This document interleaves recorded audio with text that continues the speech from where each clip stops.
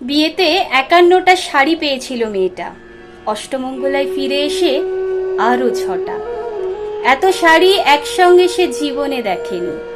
আলমারির প্রথম তাকে সে রাখলো সব নীল শাড়িদের।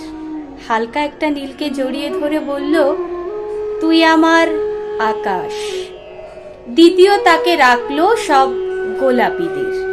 একটা গোলাপি শাড়িকে জড়িয়ে সে বলল, তোর নাম অভিমান।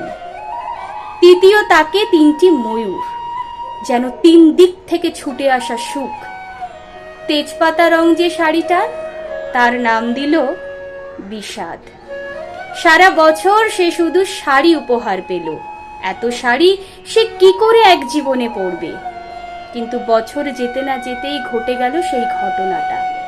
সন্ধ্যের মুখে মেয়েটি বেরিয়েছিল স্বামীর সঙ্গে চাইনিজ খেতে। কাপড়ে মুখ বাঁধা ৩টি ছেলে এসে দাঁড়ালো। স্বামীর তলপেটে ঢুকে গেল ১২ ইঞ্চি। ওপর থেকে নিচে, নিচ থেকে ডান দিকে, যাকে বলে এল। পড়ে রইল খাবার। চিলিফিশ থেকে তখনও ধোঁয়া উঠছে।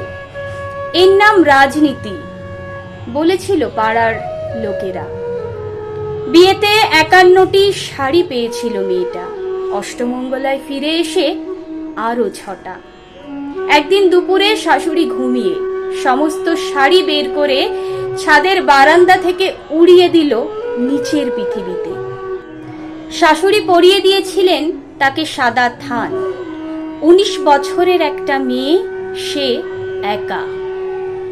কিন্তু সেই থানও এক ঝটকায় খুলে নিল ৩ জন পাড়ার মোড়ে। একটি সদ্য নগ্ন বিধবা মেয়ে দৌড়াচ্ছে আর চিৎকার করে বলছে, বাঁচাও। পেছন থেকে সে ৩ জনের সে কি উল্লাস! নির্বাক পাড়ার লোকেরা।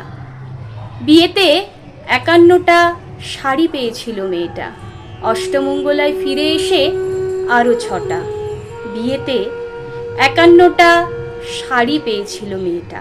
অষ্টমঙ্গলায় ফিরে এসে আরো ৬টা।